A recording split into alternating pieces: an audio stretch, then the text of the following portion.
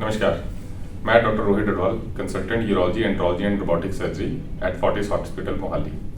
आज हम एक बहुत ही यूनिक केस के बारे में डिस्कस करेंगे।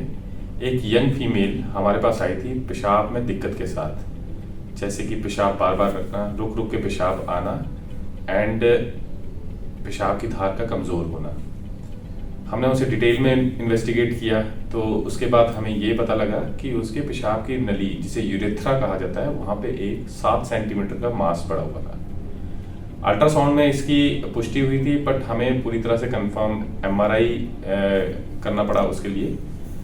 एमआरआई पे हमें कंफर्म हुआ कि शी वाज हैविंग 7/8 सेंटीमीटर मास, जो कि एक यूरेथ्रा से, जो पेशाब की नली है, वहाँ से ओरिजिनेट कर रहा था और पेशाब की थैली के नीचे वाले हिस्से को दबा के उठा रहा था, जिसकी वजह से उसको पेशाब में सिम्टम्स आ रहे थे, जैसे कि आप ये एमआरआई में देख सकते हैं। जनरली इस जगह पे ऐसे मासेस होना बहुत रेयर है। हमारे कुछ मसल से निकलते हुए मासेस, जिसे लियोमायोमा और सरल भाषा में फाइब्रॉइड भी कहा जाता है, वो यहाँ पे पाए जाते हैं, बट इनकी केस रिपोर्ट्स चुनिंदा हैं। इक्का दुक्का केस रिपोर्ट्स हमारे लिटरेचर में मिलती हैं। सिंस ये मास बिल्कुल ऐसी जगह पे था जहाँ की फीमेल के कॉन्टिनेंस मैकेनिज्म, जिसे पेशाब के रोकने का मैकेनिज्म जो होता है, वहाँ पे था, तो इसको ट्रीट करना हमारे लिए चैलेंजिंग था। हमने सारी चीज़ों को एक्सप्लेन किया पेशेंट को एंड उसको बताया कि आगे का क्या, कैसे हम अप्रोच कर सकते हैं इसको। Open laparoscopic and robotic surgery के बारे में हमने इसको पूरी तरह से डिटेल में बताई एंड उसके ये भी हमने एक्सप्लेन किया कि किस किस मोडेलिटी में किस तरह की कॉम्प्लिकेशंस ज़्यादा कॉमन है।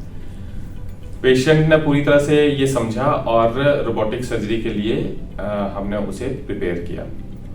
इंट्राऑपरेटिवली हमने ब्लैडर को मोबिलाइज करके यूरेथ्रा तक पहुंचे।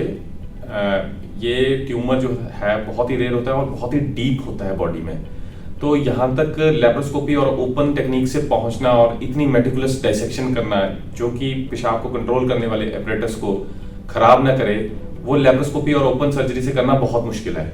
बट सिंस हमारे पास रोबोटिक सर्जरी की सुविधा उपलब्ध थी, हमने उसे मेटिकुलस डाइसेक्शन करके निकाला उस ट्यूमर को, जो कि आप ये साथ में देख सकते हैं। एंड हम उसके पेशाब के कंट्रोल करने वाले मैकेनिज्म, जिसे स्फिंक्ट्रिक मैकेनिज्म बोलते हैं, उसे बचा पाए। पहले दिन से ही उनका चलना फिरना शुरू कर दिया था। दूसरे दिन हमने ऑब्जर्व किया, थर्ड डे मॉर्निंग में उनको डिस्चार्ज कर दिया गया।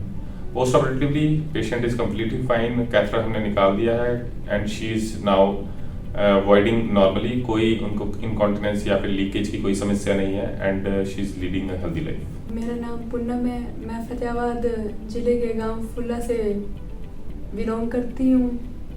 मेरे बाथरूम की थैली में एक मास था, जिसकी रोबोटिक सर्जरी हुई है। और रोबोटिक सर्जरी मतलब कि मुझे पेनलेस लगी, इतना ज़्यादा पेन नहीं हुआ।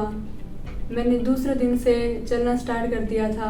अब मैं बिल्कुल स्वस्थ महसूस कर रही हूँ।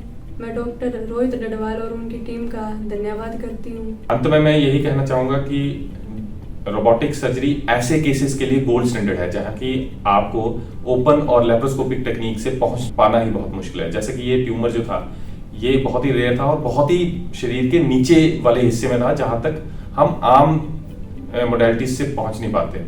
तो इस चीज के लिए ही रोबोट का इजाद हुआ है एंड रोबोटिक सर्जरी इस चीज के लिए गोल्ड स्टैंडर्ड है। धन्यवाद।